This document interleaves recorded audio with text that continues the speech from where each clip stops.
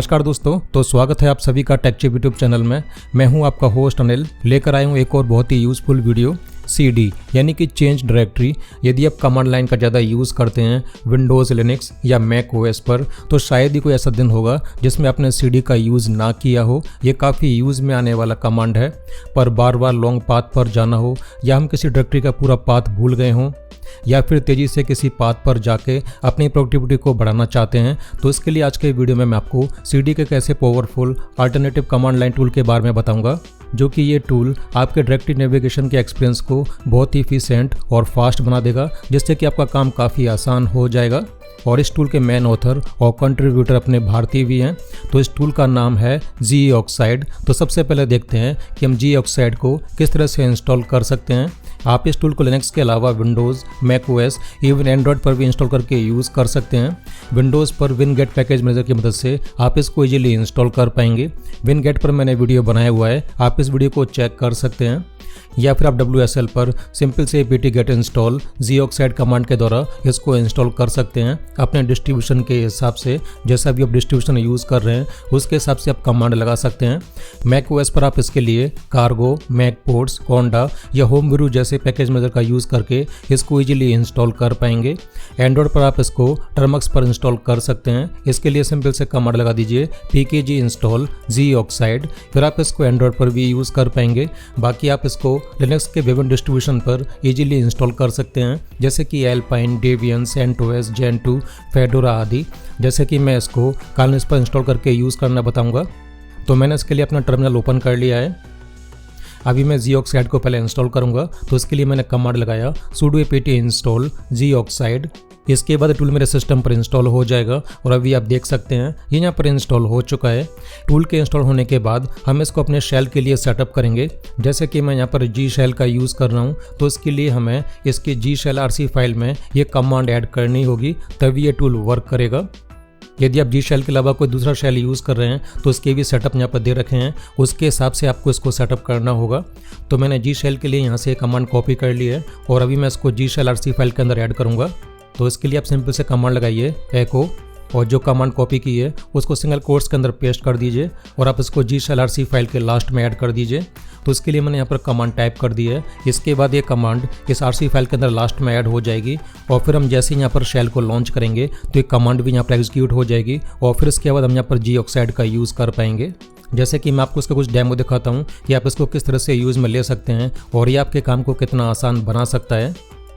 तो आपने CD का तो यूज़ किया ही है, हम इजीली CD के द्वारा किसी भी डायरेक्टरी को चेंज करके उसके पाथ पर जा सकते हैं। तो ठीक ऐसे ही Geoxide भी कर सकता है। जैसे कि ये देखिए, अभी मैं अपने डेस्कटॉप पर मौजूद इस डायरेक्टरी के अंदर आ गया हूँ। अभी मान लीजिए मैं वापस से किसी दूसरी डायरेक्टरी पर चला गया और मुझे वापस से लास्ट डायरेक्टरी पर वापस जाना है, तो उसके लिए आप टाइप कीजिए G-, तो आपका जो भी लास्ट पाथ है आप उस पर आ जाएंगे। जैसे कि आप देख सकते हैं मैं वापस से उसी पाथ पर आ गया हूँ। और यदि आप होम पर जाना चाहते हैं तो सिंपल से टाइप कीजिए G, तो आप यहाँ पर होम पर आ जाएंगे। ये देखिए अभी मैं अपने होम पाथ पर आ गया हूँ। तो ये काम तो आप इजीली CD कमांड के द्वारा भी कर सकते हैं, ये भी ठीक ऐसे ही वर्क करता है। तो उसका जो मेन काम स्टार्ट होता है, इसके लिए पहले आपको Geoxide का यूज़ करना होगा। आप Geoxide के द्वारा जिस भी पाथ पर जाते हैं तो वो पाथ इसके डाटाबेस पर सेव होता रहता है और ये आपके यूजर्स के हिसाब से उस पाथ का स्कोर भी सेट करता है। आप जिस पाथ का ज़्यादा यूज़ करेंगे उसका स्कोर भी ज़्यादा रहेगा। जैसे कि मैं आपको इसका कुछ डेमो दिखाता हूँ कि आप इसको किस तरह से यूज़ में ले सकते हैं और ये आपके काम को कितना आसान बना सकता है। मान लीजिए मुझे यहाँ पर अपाची वेब फोल्डर के अंदर जाना है, तो आपको यहाँ पर पूरा पाथ लिखने की ज़रूरत नहीं है। आप सिंपल से टाइप कर सकते हैं G-var HTML, तो ये ऑटोमेटिकली उस पाथ पर चला जाएगा। यदि आप पहले से इस पाथ पर गए हैं तो ये ऑटोमेटिकली इसकी हिस्ट्री में से देख के इस पाथ पर आ जाएगा। और अभी आप देख सकते हैं मैं इस पाथ पर आ चुका हूँ। पर यह काम हम CD के द्वारा नहीं कर सकते, हमें वहाँ पर पूरा पाथ ही लिखना पड़ेगा। पर आप Geoxide के द्वारा ये इजीली कर सकते हैं। जैसे कि ये देखिए मैं अपने डेस्कटॉप पर मौजूद इस HTML फोल्डर के अंदर आ चुका हूँ। इसके सर्च करने का तरीका एकदम सिंपल है। यदि मान लीजिए आपने केवल यहाँ पर एक ही पैरामीटर दिया है तो इसके डाटाबेस में से सर्च करेगा और ये पाथ के लास्ट वैल्यू को मैच कराएगा। यदि यहाँ पर ये वैल्यू मैच हो जाती है तो यहाँ पर ऑटोमेटिक उस पाथ पर चला जाएगा। और यदि मान लीजिए उस वैल्यू के यहाँ पर मल्टीपल पाथ हैं तो उसमें से जिसका भी ज़्यादा स्कोर होगा ये उस पाथ पर जाएगा। अभी मान लीजिए आपने यहाँ पर मल्टीपल पैरामीटर्स दिए हैं तो ये जो बीच के पैरामीटर हैं ये इनको बीच में सर्च करेगा और लास्ट वाले पैरामीटर को लास्ट में सर्च करेगा और जो भी यहाँ पर वैल्यू मैच होगी ये उसके हिसाब से उस पाथ पर चला जाएगा। जैसे कि आप देख सकते हैं यहाँ पर मैंने z_var_html और z_my_server_html का प्रयोग किया तो ये उसके हिसाब से पाथ पर चला गया। और यदि यहाँ पर मैं केवल z_html का प्रयोग करूँगा तो ये हाई स्कोर वाले HTML पाथ पर आ जाएगा। जैसे कि आप देख सकते हैं ये मेरे अपाचे वेब फोल्डर वाले पाथ पर आ गया है, क्योंकि मैं इस पाथ का ज़्यादा यूज़ करता हूँ इसलिए इस पाथ का स्कोर ज़्यादा है। बेसिकली Geoxide आपके यूजर्स के हिसाब से पाथ का स्कोर तय करता है कि आप इस पाथ का कितना यूज़ करते हैं, इसके हिसाब से यहाँ पर ये स्कोर को सेट करेगा। आप इसका स्कोर चेक करने के लिए Geoxide क्वेरी कमांड का यूज़ कर सकते हैं। तो आप यहाँ पर इसका स्कोर चेक कर सकते हैं कि इस पाथ का क्या स्कोर है। जैसे कि मान लीजिए मुझे यहाँ पर डॉक्यूमेंट फोल्डर में जाना है तो यहाँ पर मैं सिंपल से टाइप कर सकता हूँ zdoc, तो ये ऑटोमेटिक ही मेरे डॉक्यूमेंट फोल्डर पर आ जाएगा। ये देखिए ये मेरे डॉक्यूमेंट फोल्डर के अंदर आ चुका है। यहाँ पर मैंने ना तो पूरा पाथ लिखा ना ही मैंने यहाँ पर पूरा डॉक्यूमेंट्स लिखा, उसके बावजूद भी ये ऑटोमेटिक इस पाथ पर आ गया है। तो ऐसे आप यहाँ पर शॉर्टकट्स का प्रयोग करके ये काम काफ़ी तेज़ी से कर सकते हैं। जैसे कि देखिए अभी मैं अपने डेस्कटॉप पर आ गया तो मुझे यहाँ पर पूरा पाथ टाइप करने की ज़रूरत नहीं पड़ेगी, मैं सिंपल से शॉर्टकट्स का प्रयोग करके इन पाथ पर इजीली जा सकता हूँ। जैसे कि देखिए मैंने यहाँ पर टाइप किया z वर्ड लिस्ट और ये देखिए मैं यहाँ पर वर्ड लिस्ट के पाथ पर आ गया हूँ। मुझे यहाँ पर पूरे पाथ को टाइप करने की ज़रूरत नहीं पड़ी, ये ऑटोमेटिक इस पाथ पर आ गया है। तो आप इस तरह से यहाँ पर Geoxide टूल का प्रयोग करके अपने काम को आसान बना सकते हैं। इसके साथ ही आप इसके इंटरेक्टिव मोड का यूज़ करके इस काम को और आसान बना सकते हैं। तो इसके लिए आप zi कमांड का प्रयोग कर सकते हैं, पर इसके लिए आपको fgf को अपने सिस्टम पर इंस्टॉल करना होगा, फिर इसके बाद इजीली वर्क कर जाएगा। तो इसके लिए आप कमांड लगाइए sudo apt install fgf, इसके बाद ये टूल आपके सिस्टम पर इंस्टॉल हो जाएगा। फिर आप यहाँ पर Geoxide के इंटरेक्टिव मोड का यूज़ कर पाएंगे। इसके लिए आपको टाइप करना होगा zi और फिर आपके यहाँ पर पूरी हिस्ट्री शो हो जाएगी जो कि आपके स्कोर के हिसाब से सॉर्ट रहेगी। तो आप इनमें से किसी भी डायरेक्टरी पर इजीली नेविगेट कर सकते हैं। सिंपल से आप उस डायरेक्टरी को सेलेक्ट कीजिए और एंटर प्रेस कर दीजिए, फिर आप उस डायरेक्टरी के अंदर आ जाएंगे और आप इस डायरेक्टरी के कंटेंट को यहाँ पर भी देख सकते हैं कि इस डायरेक्टरी के अंदर कौन कौन सी फाइल्स बनी हुई हैं, वो भी आपको यहाँ पर शो हो जाएंगे। तो आप इजीली अभी इनमें से किसी भी डायरेक्टरी पर नेविगेट कर सकते हैं। तो इससे आपका काम काफ़ी आसान हो जाएगा।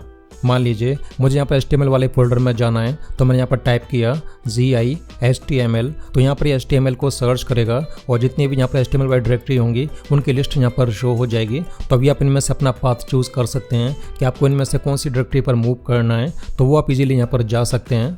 या फिर आप यहाँ पर डायरेक्ट सर्च भी कर सकते हैं। यदि मान लीजिए आप किसी डायरेक्टरी का पाथ भूल गए हैं तो आप यहाँ पर बस सर्च कीजिए, तो इसके बाद यहाँ पर आपकी हिस्ट्री में से ये इस पाथ को सर्च कर देगा और फिर आप यहाँ पर इजीली उस पाथ पर जा सकते हैं। ये देखिए दोस्तों यहाँ पर पाथ इजीली सर्च हो रहे हैं। अभी मैं इनमें से किसी भी पाथ पर जा सकता हूँ जिससे कि आपका काम काफ़ी आसान हो जाएगा। अभी आपको लॉन्ग पाथ को याद करने की ज़रूरत नहीं है कि उनकी लोकेशन कहाँ पर है, आप इनको इजीली यहाँ पर सर्च कर सकते हैं। आप Geoxide का यूज़ करके जिस भी डायरेक्टरी पर जाएंगे वो ऑटोमेटिक इसकी हिस्ट्री में ऐड होती रहेगी, या फिर आप मैन्युअली भी किसी पाथ को इसके डेटाबेस पर ऐड कर सकते हैं। इसके लिए आपको कमांड लगाना होगा Geoxide ऐड और आप जो भी पाथ देना चाहते हैं वो पाथ आप यहाँ पर टाइप कर दीजिए। उसके बाद वो पाथ इसके डेटाबेस पर ऐड हो जाएगा, फिर आप इस पाथ पर इजीली कभी भी जा पाएंगे। Geoxide क्वेरी का यूज़ करके आप इसके डेटाबेस में से पाथ को चेक कर सकते हैं। जैसे कि यहाँ पर मैंने हैशटैग के पाथ को सर्च किया और अभी आप देख सकते हैं यहाँ पर इसका पूरा पाथ आ गया है। आप यहाँ पर इसका स्कोर भी देख सकते हैं। इसके लिए आपको ऑप्शन लगाना होगा -s, तो यहाँ पर इस पाथ का स्कोर भी आ जाएगा। या आप किसी पाथ को इसके डेटाबेस में से रिमूव करना चाहते हैं तो आप Geoxide रिमूव का यूज़ करके किसी पाथ को रिमूव भी कर सकते हैं। उसके बाद वो पाथ इसके डेटाबेस में से रिमूव हो जाएगा। जैसे कि यहाँ पर मैंने करंट पाथ इसके डेटाबेस में से रिमूव कर दिया। अभी यहाँ पर मैं इसको सर्च करूँगा तो यहाँ पर ये इसके हिस्ट्री में नहीं मिलेगा। ये देखिए दोस्तों अभी यहाँ से ये रिमूव हो चुका है। तो ऐसे आप यहाँ पर इसके डेटाबेस को मैनेज कर सकते हैं। आपको कोई पाथ को ऐड करना हो या रिमूव करना हो वो काम आप यहाँ पर इजीली कर पाएंगे। या फिर आप इसको डायरेक्ट एडिट भी कर सकते हैं। इसके लिए आप कमांड लगाइए Geoxide एडिट, तो यहाँ पर ये ओपन हो जाएगा। अभी आप यहाँ से किसी भी पाथ को रिमूव कर सकते हैं या उसके स्कोर को इंक्रीमेंट या डिक्रीमेंट कर सकते हैं। आपको किसी स्कोर को बढ़ाना है या घटाना है, इसके लिए आप यहाँ पर Ctrl+W या Ctrl+S कमांड के द्वारा इसके स्कोर को घटा बढ़ा सकते हैं। जैसे कि यहाँ पर मैंने अपाची वेब फोल्डर के पाथ को डाउन कर दिया है, तो ऐसे आप यहाँ पर किसी भी पाथ के स्कोर को मैनेज कर पाएंगे। या मान लीजिए आपको किसी पाथ को रिमूव करना है तो सिंपल से टाइप कीजिए Ctrl+D, तो वो पाथ यहाँ से इसके डेटाबेस में से रिमूव हो जाएगा। तो ऐसे आप इसको इजीली मैनेज कर सकते हैं। जैसे कि अभी मैंने अपाचे वेब फोल्डर के स्कोर को डाउन किया था, तो अभी मैं मान लीजिए कमांड लगाऊंगा ZHTML, तो यहाँ पर अभी ये मेरे दूसरे वाले पाथ पर जाएगा जिसका कि स्कोर ज़्यादा है। और अभी आप देख सकते हैं ये मेरे डेस्कटॉप वाले पाथ पर आ गया है। अब जैसे कि मान लीजिए आप काफ़ी टाइम से CD का यूज़ कर रहे हैं, तो आपको यहाँ पर ये Z या ZI की आदत नहीं पड़ेगी, तो आप यहाँ पर इसको CD पर चेंज भी कर सकते हैं। इसके लिए आपको यहाँ पर इस init कमांड का यूज़ करना होगा। आप इसके द्वारा Z की बजाय CD का प्रयोग कर पाएंगे। जैसे कि मैं आपको दिखाता हूं, तो जो हमने इसकी RC फाइल के अंदर कमांड ऐड की थी, वहां पर हमें कमांड वापस से ऐड करनी होगी और हम इस बार यहां पर कमांड लगाएंगे zoxide init। इसके बाद हम यहाँ पर ऑप्शन लगाएंगे डैश कमांड और फिर आप यहाँ पर जो भी कमांड टाइप करना चाहते हैं वो आप कमांड टाइप कर दीजिए कि आप यहाँ पर zoxide को कौन से कमांड के द्वारा यूज़ करना चाहते हैं। यदि आप यहाँ पर कोई भी ऑप्शन सेट नहीं करते हैं तो ये ऑटोमेटिक ही Z पर वर्क करेगा। और अभी यहाँ पर मैंने CD सेट कर दिया है, तो ये भी CD के द्वारा यूज़ होगा। मैं आपको दिखाता हूँ, मैंने इसको G शेल की RC फाइल के लास्ट में सेट कर दिया है। अभी मैं शेल को वापस से स्टार्ट करूँगा, पर उससे पहले मैं आपको दिखा देता हूँ। मैंने यहाँ पर कमांड लगाया विच CD, जैसे कि आप देख सकते हैं यहाँ पर ये CD इसका बिल्ट इन कमांड है। अभी मैं यहाँ पर शेल को वापस से स्टार्ट करूँगा, तो मैंने इसको यहाँ पर क्लोज करके वापस से रीस्टार्ट किया। अभी मैं इसी सेम कमांड को वापस से टाइप करता हूँ, तो अभी आप यहाँ पर देख पाएंगे यहाँ पर CD चेंज हो चुका है। अभी यहाँ पर ये zoxide का प्रयोग कर रहा है, तो अभी आप यहाँ पर Z की बजाय CD कमांड का प्रयोग कर सकते हैं। तो यहाँ पर ठीक वैसे ही वर्क करेगा। तो आपको बार बार CD या Z के बीच में कन्फ्यूजन नहीं रहेगा, आप इसको CD के द्वारा यूज़ कर पाएंगे। इंटरेक्टिव मोड के लिए आपको यहाँ पर टाइप करना होगा CDI, तो यहाँ पर इसका इंटरेक्टिव मोड ओपन हो जाएगा। तो देखा ये आपके काम को कितना आसान बना सकता है। आप इसका यूज़ करके टर्मिनल पर तेजी से काम कर सकते हैं। तो बताइए दोस्तों, ये जानकारी आपको कैसी लगी? यदि आपको ये वीडियो पसंद आया है तो वीडियो को लाइक और शेयर करना बिल्कुल भी मत भूलिएगा। और यदि आपका एथिकल हैकिंग और साइबर सिक्योरिटी में इंटरेस्ट है तो आप मेरे cybertube.net और techchip.net वेबसाइट पर मौजूद मेरे इन वीडियोस को चेक कर सकते हैं। आपको यहाँ से काफ़ी कुछ जानने को मिलेगा, क्योंकि मैंने यहाँ पर अपनी काफ़ी सारी प्रैक्टिकल वीडियो डाली हुई हैं। और यदि आप इस चैनल पर पहली बार आए हैं, आपको ये जानकारी पसंद आई तो चैनल को सब्सक्राइब जरूर कर लीजिएगा। सभी प्रकार के नोटिफिकेशन भी ऑन कर लीजिएगा, ताकि मैं इस चैनल पर कोई भी नई वीडियो पोस्ट करूं तो उसकी नोटिफिकेशन आपको तुरंत ही मिल जाए और वो वीडियो मिस ना हो पाए। तो अभी के लिए मैं आपसे ज़्यादा चाहूँगा जल्दी ही मुलाकात होगी ऐसी किसी नई वीडियो के अंदर। वीडियो को अंत तक देखने के लिए और अपना कीमती समय देने के लिए आपका बहुत बहुत धन्यवाद।